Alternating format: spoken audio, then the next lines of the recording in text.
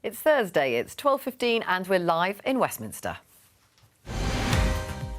16 and 17-year-olds will be able to vote at the next general election. This is a really important change. This is a seismic change in terms of how our democracy works. 4 MPs have the Labour whip withdrawn for persistent breaches of party discipline.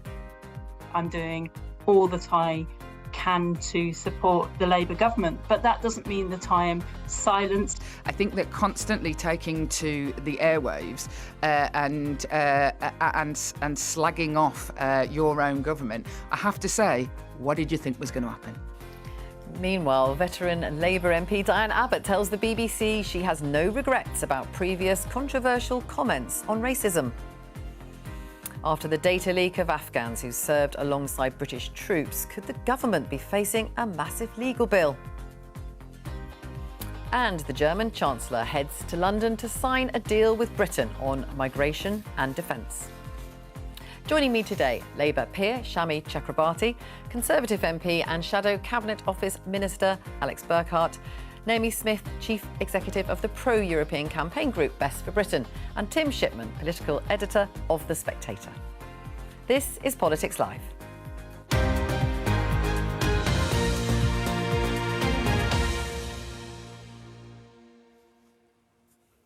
Well, let's talk about a story that's broken in the last hour or so. Have a look at this BBC News headline. 16 and 17-year-olds to be able to vote in next general election. This was in Labour's election manifesto, the pledge to lower the voting age to bring it in line with Scottish and Welsh elections.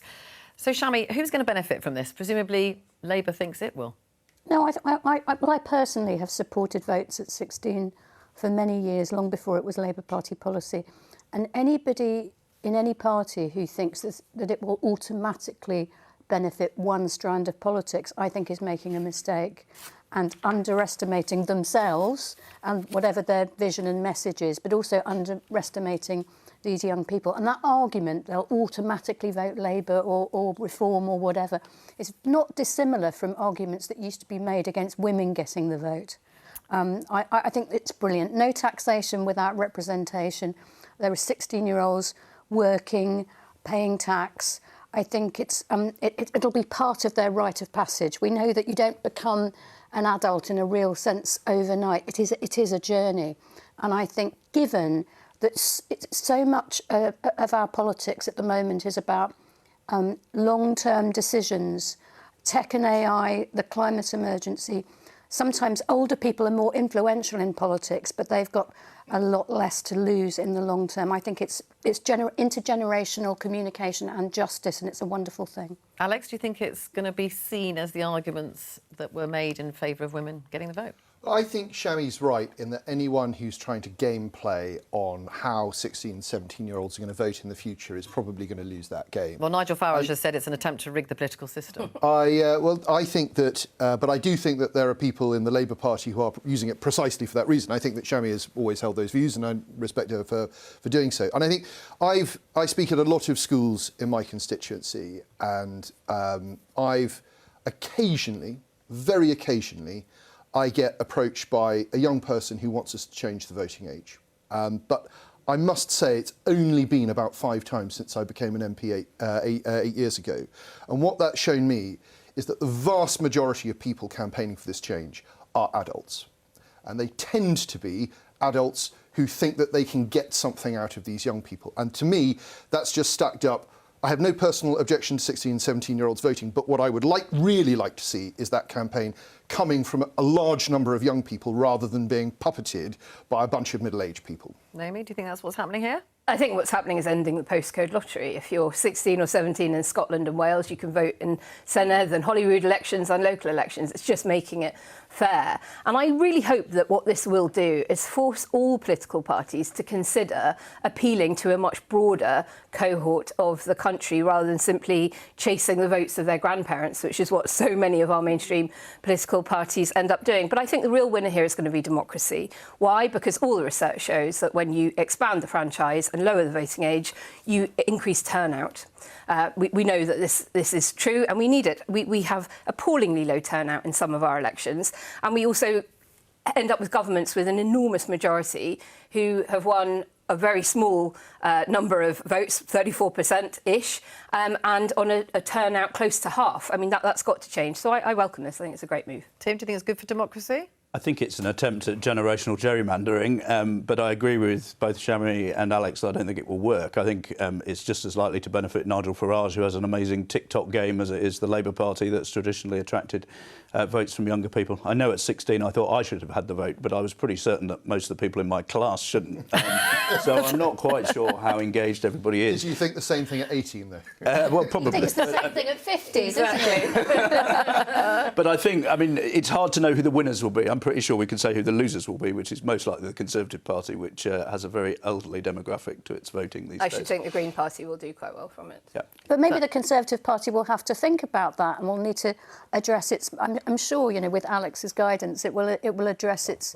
Will this change your policies? You'll have to think more about the younger generation. We're thinking since the election, we've been thinking very deeply about how we can bring younger people back to the Conservative Party.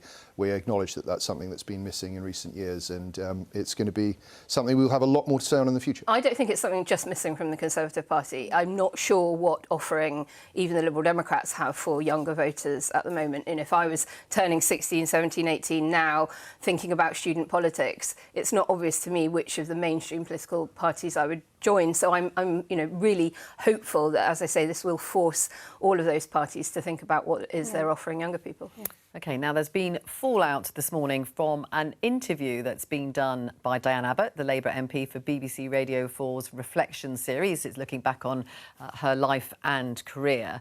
Now, she was asked about a letter that she sent to the Observer back in 2023. It got her in a lot of trouble. She was suspended from the Labour Party for around a year. In it, she suggested that Irish, Jewish and traveller people were not subject to racism in the way that people of colour were. Now, in this interview with James Naughtie, he asked her whether she regretted that incident. She said no, not at all. Let's have a listen to some of that interview.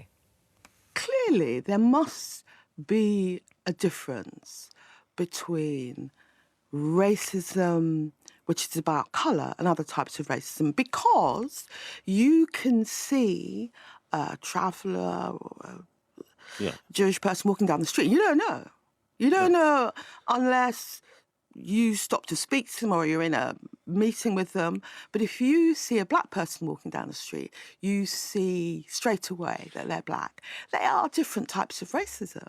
I just think that it's silly to try and claim that racism, which is about skin colour, is the same as other types of racism. I don't know why people would say that. Shami, you're good friends with Diane Abbert. Labour has said that it's taking this incredibly seriously, the idea that she says she doesn't regret the original comments that she made that got her suspended from the party. I have to say, Vicky, that I kind of disagree with your take on those words. I think that she apologised for the offending letter, which was a very foolish letter, and you talked about ginger-headed people and things like that. We've got the words, the original letter, and she apologised very quickly for that, and she has not taken that back.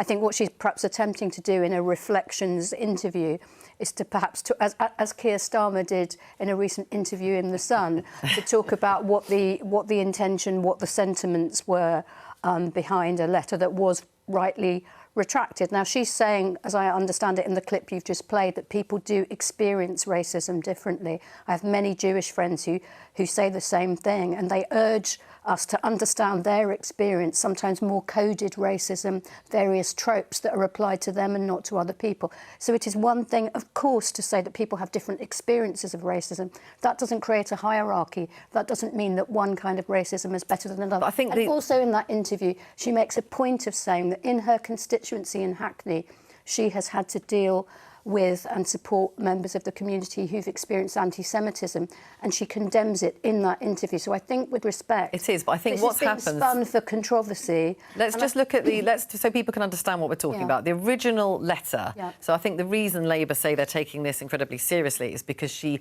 said to Jim Naughtie that she doesn't regret the original incident. And in that, you can see here that she talked about Irish, Jewish and traveller people who she said it's similar to racism, what they experience. The two words are often used as if they're interchangeable. It is true that many types of white people with points of difference, such as redheads, which you refer to, can experience this prejudice. So she has said to Jim Naughtie, well, I don't regret that incident.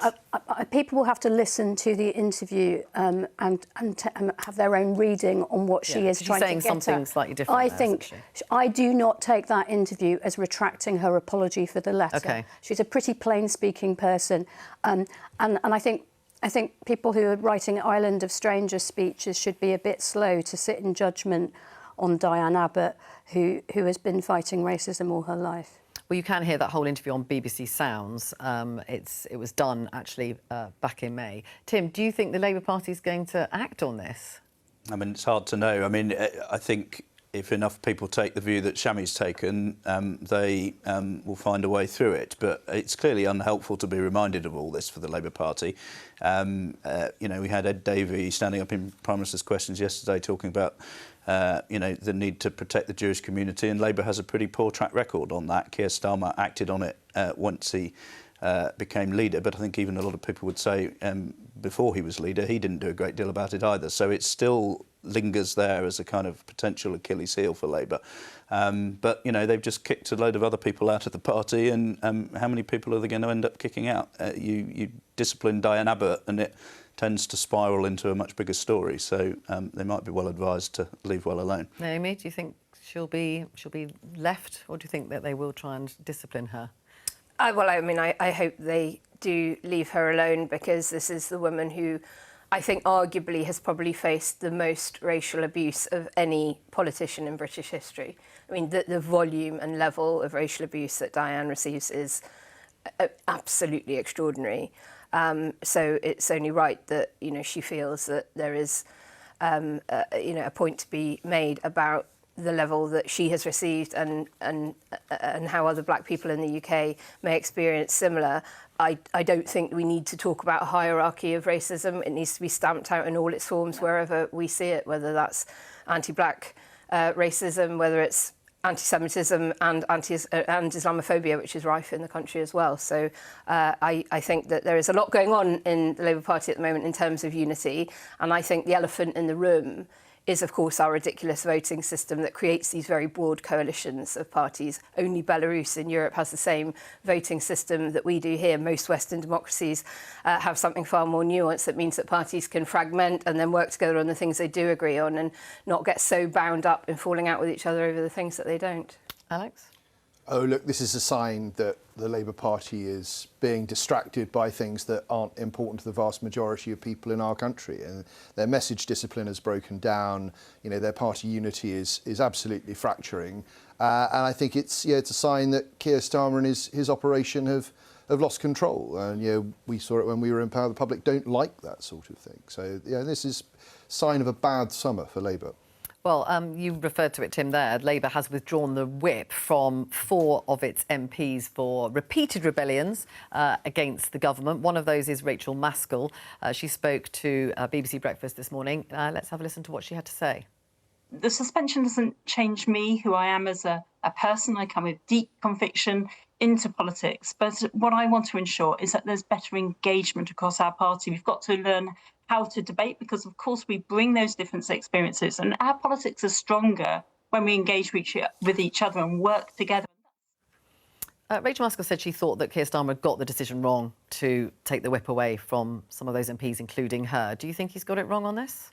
Well, I mean, I've heard Jess Phillips' warning, so I better be careful what I say on the airwaves. But, I think it will definitely come for you, Shami, as well. Look, I think it's a mistake.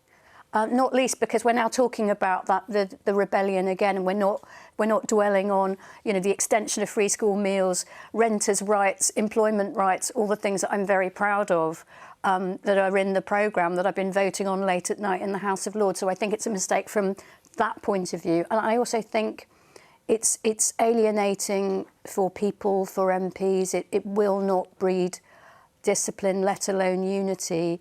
I just think it's a bit of a shame, and I hope that the suspensions will be short, and that Number 10 will get back to where it was before this, which was signalling a more consultative approach. Do you think it's with gone against what they said? Because they said we want to listen more, and now they've done this. Well, I presume Keir Starmer felt he didn't have an alternative. A lot of these MPs have rebelled a number of times. To be honest, I don't quite... Remember, I've never been elected to a parish council or a PTA committee, let alone to Parliament, which is kind of curious. But I don't quite understand the reasoning because the PM signalled that he had listened. You know, these MPs, many of them were not serial rebels who voted against some of the welfare reforms. They were picking up messages on the doorstep and they responded to those. And he signalled that he was listening, and that's kind of where I thought we were heading. And so I think this sort of goes back on that. Alex, Boris Johnson chucked loads of Conservatives out of the parliamentary party. Do you think it works as a strategy for a leader to keep discipline? I think what's happened is, which I think is very worrying for the Labour Party at any point, but particularly at this point in the electoral cycle, is that he's lost his authority. And what they did, they started a piece of legislation which their backbench didn't want to support, and then they buckled. It's all wrong, right? And ultimately, you want to be able to pass legislation. But if you start off on something and then you drop it, your reputation is gone. And once they had brought that bill to Parliament, they should have forced it through. And even if it meant saying this is a confidence issue, if you guys want to have a general election now, we will make you blink first. But they haven't done that. Instead, they've backtracked. They've ended up costing the government money, which means that the bond markets are now jumpy because the government sums don't add up. And now they've done this sort of, a few weeks later, they've done this Stasi-like roundup after the event, taking, 4 people out for, and then briefing that it's being done for, and I quote, persistent knobheadery, which I just don't think is going to do anything for deeper party unity within the Labour movement. Shami, do you think he's lost his authority, Keir Starmer? Clearly not, because I was in the House of Lords till late last night and the night before, and we were voting through really important legislative changes to protect employee rights, to protect renters' rights. There's a lot, as I say, there's a lot of good stuff in the programme. We're in danger of not being able to communicate that because we're distracted, because the media is full of stories about disunity. So I think the best way to get to unity is to inspire it. These are highly educated people that have worked really, really hard to be elected as Labour MPs. I think let's listen to them a bit more, inspire them a bit more, and be less trigger happy with whip suspensions. Remember Tony Blair and Gordon Brown, barely suspended people, even through the Iraq War and all sorts of other controversial policies. Naomi, do you think it's gone too far? I think there's a very fine line between enforcing discipline and appearing vindictive. I'm not sure I have a view as to which side I'm going to come down on this current situation, but this is not what voters care about. At the moment when people are having to cut back on leisure activities, when you're having to work far many more hours now than you did 10, 15 years ago to afford the same things, these are just the very kinds of issues that turn people off politics over and over and over again. Stop the internecine warfare and get on with reducing the cost of living. That's what people want to see. Do you think that, Tim, that Keir Starmer is trying to send a message to actually the loyal MPs, there are lots of loyal MPs, that he's actually taking action against those who have not toed the line? Is it partly that as well? A lot of people voted for the welfare reforms who didn't want to and felt they've not really gained anything from doing so. So I think this was an attempt partly to placate them. But also we've had this situation where people aren't really sure what Starmer's all about. In essence, he has moved a bit to the left. He has embraced his kind of inner soft lefty on policy, and he now wants to try and assert, his authority. And I think what's happened is the same thing that happened over the winter fuel benefit cut, which is that he's mistaken strength for toughness. So he's trying to appear tough, he's tried to look strong. But the tougher you try to look, slightly ineffectually, the weaker it makes you look. And he's done this from a position of weakness. So I don't think this has made him look stronger at all. And that's the problem he faces. Let's just have a look at what you've written for The Spectator there. Let Keir be Keir inside the Cabinet's away day. What did they discuss? What is Keir going to be like? What is he like? This was last Friday, and they all went off to Chequers in their smart casual clothes, which for someone meant an AI T-shirt, and for others meant buttoned up with a red tie done up to the neck. So Starmer, in his chinos, basically talked about his life experiences and how it was quite unusual for someone like him to be sitting in Chequers as the Prime Minister, and how he wanted that's what his government was going to be about. We're told the missions are coming back, and the sort of the aspirational sort of working class stuff is what they're going to focus on. And if you're looking for clues as to who's going to get taxed more heavily in the autumn, it's not going to be those people. So, you know, one of the ministers who was there said, you know, there's this episode of The West Wing called "Let Bartlett Be Bartlett," where he kind of, you know, embraces his sort of inner being, and the sense was that Starmer was doing that. Those of us that can remember other "Let X be X," "Let Miliband be Miliband," "Let Rishi be Rishi," neither of those turned out particularly well in the end. Shami, do you think it's a good idea? Let Keir be Keir? Well, I mean, this says something about the people who were doing the leaking and briefing, and the young men, perhaps not so young if they remember The West Wing and can quote it so much. Not all men, Shami. Is that right? Is that right? Well, you know, I was a fan of The West Wing, but I think one should be slow to regurgitate these slogans as if they're a fit.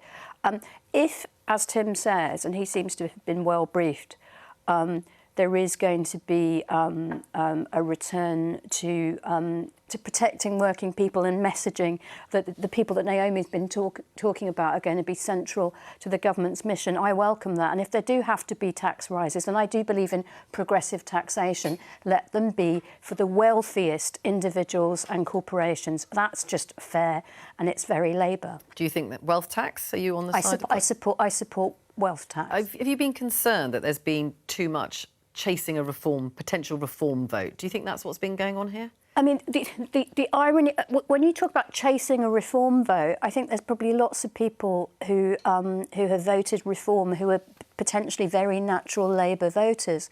The way to chase them or the way to persuade them is not to be horrible to desperate refugees or to be socially conservative and all these other blue Labour things I keep hearing. It's to be more Labour. It's to be red Labour. It's to say your life is going to be better. Your children are going to have better opportunities than you had, not worse opportunities. You're going to food is going to be affordable, shelter's going to be affordable, and you can aspire to a better life. That's the way to do it, not social conservatism. But obviously everybody's lives are going to get worse, right? Because we know that the government has messed up the economy. We know, because it's not making any attempt to hide it now, that taxes that taxes are going to rise in the autumn. And we've seen over the past week the OBR very politely say, you can't just tax your way to growth. Here are some graphs that show you are spending too much money, and we are very worried that you couldn't get through a simple welfare cut. There is going to be a major problem here. And on Tim's point about, let Bartlett be Bartlett. I mean, let Bartlett be Bartlett is fine, because Bartlett was this sort of great, charismatic, heroic leader, which, with all due respect to the Labour Party, Keir Starmer is not. And if the Labour Party lets Keir be Keir, that will be good for opposition parties. I've just got one question. You talked about tax rises. Have you had any? I've asked several people sitting in these seats over the last few weeks. Where's it going? Well, I'd be absolutely amazed if they don't do lots of fiscal drag on the higher rate of income tax. I mean, my Treasury snouts say we are not going to play whack-a-mole with the media. So you can put as many of these options to us as possible, and we're not going to whack each one on the grounds that you'll keep coming back and we'll keep having to whack moles. Someone did say that they're going to spend the summer working this out for themselves rather than being dictated to by Neil Kinnock. So I suggest that probably means that the wealth tax is not coming, because Rachel Reeves and others are pretty concerned about wealth flight. And the fiscal drag is the freezing of the... Freeze the thresholds at which so you start paying that tax, so more people get sucked into high rate tax and people who are paying it start paying it quicker. Right, let's return to the other major story of this week, which was that data breach, which led to thousands of Afghans being secretly located to the UK. There's been a super injunction out, which meant that we knew nothing about it for a couple of years. Now, the Ministry of Defence is now facing a wave of lawsuits from people affected by the breach. Adnan Malik is head of data privacy at Barings Law, which is the Manchester-based firm which is leading the legal action. Thanks for joining us today, Adnan. Who are your clients, and tell us what is the basis for the case? Our clients are individuals who had applied to be relocated to the United Kingdom under the Arab scheme. The basis of their case is the failure of the Ministry of Defence to protect their data. And how much compensation will they want to get? It's a difficult question to answer. Something of this nature has never been brought before the courts here before. But based on our initial research and analysis, I believe it would be reasonable to say that an individual could potentially receive in excess of 5 figures. And are your clients in this country, or are they still in Afghanistan, or is it a mixture of both? It's a mixture of both. There's approximately 25% who are still based abroad, predominantly in Afghanistan. I mean, some might think that the ones who have been relocated here, that the government has done right by them. They have been allowed to stay here and build their lives here. You don't think that's the case? So our clients that have been relocated to the United Kingdom have expressed to us that they're in a position as a result of the breach that they can no longer return back to Afghanistan if they ever wanted to. And they feel that if there are individuals who are sympathetic to the Taliban, they might try and bring harm to them or their family members. So they feel they will always have to look over their shoulder. I mean, the super injunction has been lifted, which is why we've been able to report this, but their names aren't necessarily out there publicly, are they? Well, the Taliban have confirmed that they're in receipt of the list. So as we understand, in addition to that, the list was also posted on social media. So it is relatively out of the Ministry of Defence's control. I'm just going to show the audience a headline which was in the Daily Mail today, which I'll read to you. It says, "Thanks for saving us. Now we'll sue you." And it says that the scandal has taken a bleakly predictable twist as ambulance-chasing lawyers cash in. I mean, would you respond to that? Are you an ambulance-chasing lawyer? I have nothing to say regarding the Daily Mail's headline. But some will think that this is not the right thing to do, to pursue this. It's going to cost taxpayers potentially millions of pounds. Entitled to their opinion. Ultimately, what one has to understand is the individuals who form part of this case assisted the UK Armed Forces in Afghanistan or in several roles. They were all promised to be relocated to the United Kingdom. Some have, others haven't. And as part of this, their data shouldn't have been shared with the Taliban, especially. The Taliban have categorically confirmed that they will not let individuals leave Afghanistan. Additionally, the Taliban have also said that they will hunt down individuals on the list. That should have never happened. That ultimately happened as a result of what the Ministry of Defence did. And you've talked about maybe 5-figure sums for your clients and maybe others, and that could add up to, what, £1 billion maybe? I'm not sure on the exact amount. OK, can you just tell us finally what some of your clients have said about what they've gone through during this process? There are several individuals who still have family members based in Afghanistan whom they are hoping can join them here. Those family members have unfortunately had to go into hiding, especially since this is being reported after the super injunction being lifted. There are other individuals who, as we understand, were on the list and have unfortunately been killed. So the consequences of individuals on the list are extremely severe. This is a very serious matter. OK, Adnan Malik, who is head of data privacy at Barings Law, thank you very much for speaking to us today. Alex, this started under the government, the last Conservative government. I mean, if these cases are successful, the cost could run into an awful lot of money, couldn't it, for the taxpayer? Yeah, I know. Obviously, it couldn't. This data leak should never have happened. And as my colleagues have said, we need to understand what happened, and there need to be consequences for that. But I'd be very interested to know whether Barings Law is supporting these clients pro bono, or whether they're going to get seeking to get a very, very substantial amount of money out of the taxpayer. Do you think that people should get compensation? Look, I'm not a lawyer, but I would have thought that if people have been relocated to this country and given a chance to start a life here, then they're being looked after already. Shami, what do you think? Do you think they should get compensation? I think that compensation would be mitigated by the fact that they're here and they get some protection. But that doesn't mean there should be no compensation at all, because the lawyer who we just heard from did say that there are risks to their family. There would be an inability in some cases to ever go back to Afghanistan. But I think maybe the figures he cited were a bit inflated anyway. But this is new ground. We've not seen a breach, and it was a catastrophic breach. Make no mistake about that. The worst thing for me is the super injunction. Yeah, I was going to ask you about that. Do you think, I mean, was injunction justified? The super injunction is smelly. Because? That's legalese.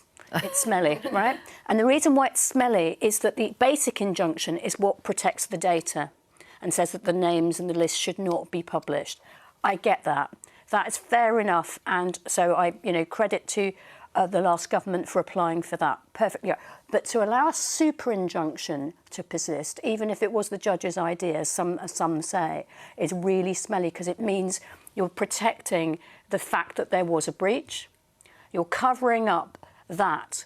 And some people will, and that's why the PM, I think, has said that there are questions to be answered of previous ministers. OK, Alex, you're a previous minister. So I found out about this at the same time everybody around this table did. But super injunction, it's smelly, it's a cover-up. I haven't heard that term of legalese before, but years of study. Sure, you are very experienced in these things, Shami. I think there are certain instances in law where it is necessary to protect not just the data, but also the fact that something has happened, because if you signal that there's been a breach, a lot of people will go out and try and find the data that has been breached. Where I think we're more likely to agree is that that is probably only useful for a very contained period of time. So you think it was renewed several times under the Tories and Labour? As far as I can see, what seems to have happened in this instance, the super injunction has lasted for a long period of time, and I do not see, from the evidence I've got, I don't see what. We actually have to thank the press. Sorry, I just finished that. I don't see what the justification for that would be. Indeed, we have to actually thank the press, including publications I'm not always sympathetic to, for actually going after this and investing the money in lawyers, not ambulance chasing lawyers, but lawyers who are trying to expose this. The other aspect is the parliamentary aspect, because not only were we not allowed media scrutiny, even the Intelligence and Security Committee was not told about this. That is very, very concerning constitutionally, and I know that... Are you surprised that Labour renewed the super injunction? I mean, it went on for another year. Well, I mean, I don't know what incumbent ministers were told and advised, by officials and so on. But I do think we need to know more about this, because I think super injunctions are inherently problematic, and they're used by the powerful to prevent scrutiny, particularly government, is very worrying. And Alex, there were raised eyebrows because Rishi Sunak renewed the super injunction the day before the general election was called. And the suggestion from other parties is that that's because they did not want this story coming out right at the beginning of the general election campaign. We need to get all of this information out formally so that we can understand what happened. And I think... But we haven't heard from Rishi Sunak or Grant Shapps. You haven't, I haven't. Do you think they should tell us what's been going on? Look, we're now going to find out exactly what happened and when, and we can get away from speculation down to the cold, hard facts. What I do think is obviously the case more generally is that super injunctions, which can have a specific purpose, time-limited purpose in law... But the public will be looking at this and thinking that this was a cover-up by both parties. I can absolutely understand why they might want to hear from Rishi Sunak and Grant Shapps. And as you've just heard me say, now is the moment where we're going to get all of this information. So you think they should come out? I mean, Ben Wallace has spoken. This is obviously going to happen now. There's going to be a public debate about it, and we're going to see all the facts, and that will be the point that we can all draw our conclusions. Tim, how difficult has this been for both sides? Well, I think it's very difficult for both parties. I mean, you and I both know that Grant Shapps would normally be trying to batter the door of the studio down with a cricket bat to get himself on air, and we haven't heard a sight nor sound from him. And I think what we've now got is a big row about the fact that we've let all these people into the country, and Nigel Farage and Reform are making hay with that. The fact that both main parties put this super injunction in place and kept it there just adds to that sense that there's a sort of establishment conspiracy to hush things up, and that it was political careers as well as Afghan lives lives that were being protected. And, you know, if they'd had it for a short period of time in order to relocate people to protect them, and then come clean and said, look, this is what happened, this is why we need to bring these people into the country, we have an obligation to them, I think the public would swallow that. And now what you've got is 50-odd thousand people arriving at huge cost and people playing politics with it. And I think, you know, I'm with Shami on this. I think when it's famous people using super injunctions, it's pretty dodgy. But when governments start using them, we really are into quite dangerous territory. And of course, by their very nature, we don't know if there's any others out there. Exactly. It's. I think there's going to have to be some kind of review with some transparency to it, not just of what happened in this case, but I want to know how many other super injunctions have been granted to government or indeed to individual ministers in recent years. And we had a debate about this in the Lords yesterday. You know, I am looking to my government, to the Labour government, to set a different direction of travel about the use of super injunctions in the future. Alex, are you aware of any others? Well, you probably can't tell us. Of course he can't. You're in the Cabinet Office. They know everything. They know everything. I don't. Super injunctions never cross my desk. Okay, Naomi, what do you make of it all? I am in agreement with those around this studio who have said the super injunction may or may not have been warranted. None of us is receiving security briefings and turning them down, as apparently the Leader of the Opposition did on this issue back in March. But she was offered it, apparently, and decided not to be breached. Perfectly sort of standard. But it clearly went on too long. And the justification for the super injunction being extended by such a long time raises far more questions than it answers, and helps to stoke the kinds of division that Tim talks about that will be coming from parties on the hard right. Alex, does Kemi Bain not regret not going to that briefing? You said it's a standard thing. Just explain how this works. It was also the case that at the time, Keir Starmer was offered a briefing on this and didn't take it. So what often happens is, because leaders of opposition parties are offered lots of briefings, and they often send other people in their place, right? I don't know what happened in this instance, but that is day-to-day practice. I think that's right. To be fair, I do want to be fair. I mean, I was made a Privy Councillor by Jeremy Corbyn because he didn't want to go to every one of these briefings. You know, there are or a lot indeed of, any of them. Well, no, that's not true. But I do understand that, so I wouldn't pounce on this nugget that Kemi Badenoch didn't go to the briefing. That's not the scandal here. But whilst we're on this subject, something that I think is very unseemly from this government, I'm sorry to say this, Shami, after you've just been very charitable, is that they've started briefing about the Leader of the Opposition's briefings, which is something that no previous government has done. And it's not right. It is constitutionally improper, but they like trying to score points in this way, and I hope it will stop. Now, Keir Starmer is welcoming the German Chancellor, Friedrich Merz, to Downing Street. I think we can see some pictures of him arriving in the last, half hour or so. There they are, strolling up Downing Street. They will sign a new bilateral treaty covering areas including migration, business and defence. We'll have the customary, no doubt, standing on the doorstep before they go in for their meetings. Naomi, are you happy to see this coming together? Yes, absolutely. And following hot on the heels of Macron's visit last week, it's absolutely right that we are prioritising the defence and security of our continent, particularly at a time when we have a live war happening on our shores of Europe. So I think that is critical. I think what we desperately need, though, is for von der Leyen and Starmer to deliver on the summit that they had in May, where they agreed various things. The EU has gone and got some mandates for things like the Youth Mobility Scheme, the UK rejoining Erasmus, and we need to see progress now on the things that will bring down. Do you think it's stalled? Are you worried that that's stalled? I'm not worried that it's stalled, but I am concerned that we're not going fast enough given the pace of the cost of living crisis with the inflation figures we saw yesterday, with warnings from retailers that food prices are only going north. We need that agri-food deal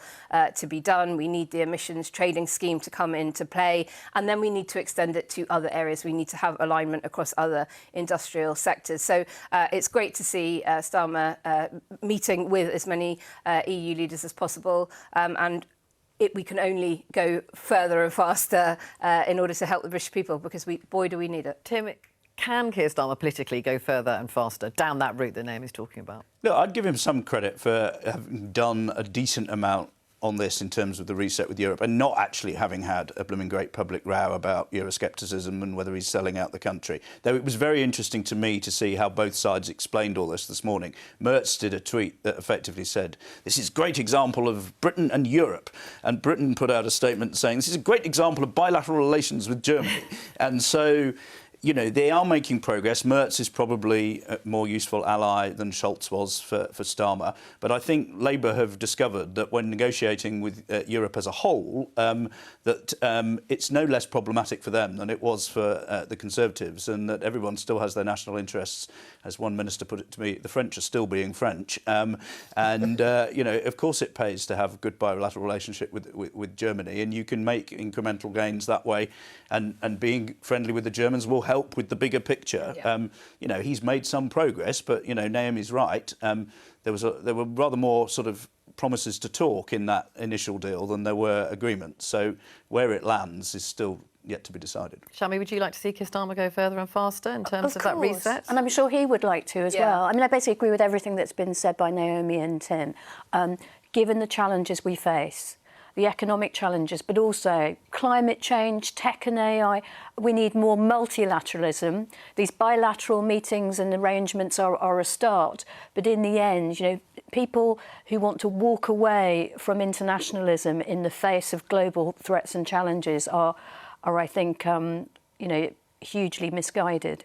Unity's broken out. Are you going to carry on with that? No, definitely not. Right, okay. Look, it's very easy to do bad deals. I mean, I'm all in favour of friendly. Boris Johnson did a really bad deal. I'm all in favour of friendly relations with our neighbours. Obviously, the French aren't, and you know, we've seen the French behave, you know, really quite appallingly towards the UK in terms of defence arrangements. You know, we all hoped that there was a better deal to be done on defence, but then it turned out that the UK was going to have to pay to be part of it, despite the fact that we contribute more to the defence of Europe than any other European country. So you know, all of this, having the photos and everything is very nice, but when it comes down to brass tacks, I'm not sure our allies are as friendly as they make out. Would you not have, if you were still in power, have invited Emmanuel Macron to a state visit? Yes, of course. Oh, really? Okay. Definitely. And you know, I think it's very, very important that, you know, the British and the French talk and the British and the Germans talk. But you know, forgive me, but I've watched the French take money to patrol the Channel and utterly fail to do so over the past few years, with the exception of, you know, managing to stop one boat in advance of Emmanuel Macron coming over here. So as opposed to the Rwanda deal that was so great. Well, which your party tried very, very hard to stop, and which the courts tried very, very hard to stop. Oh, the wicked old courts again. Well, no, it's not. I don't blame the courts. I blame the fact that there's a legal setup that has persisted since the Blair years that prevents us from doing things that the British public wants to do. But we've got Emmanuel. You know, we've had French governments talk nice, but actually behave in a way that is not advantageous to British interests. Do you agree with that, Shami, that they're just talking nice but actually not delivering anything in terms of our relationship? Look, I think what happened last week was positive. I think we've seen positive developments on the French side.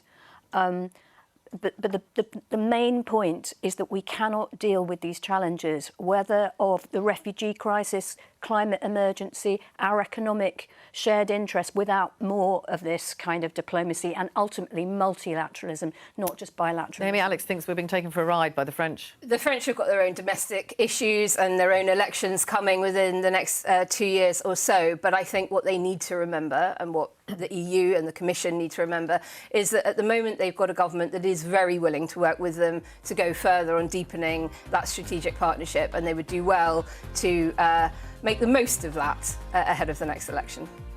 Okay, thank you very much. That's all for today, but I'll be back on Monday with more Politics Live as we get to the end almost of the parliamentary term. We'll be back at 12:15 here on BBC Two and on the iPlayer. Thanks for watching.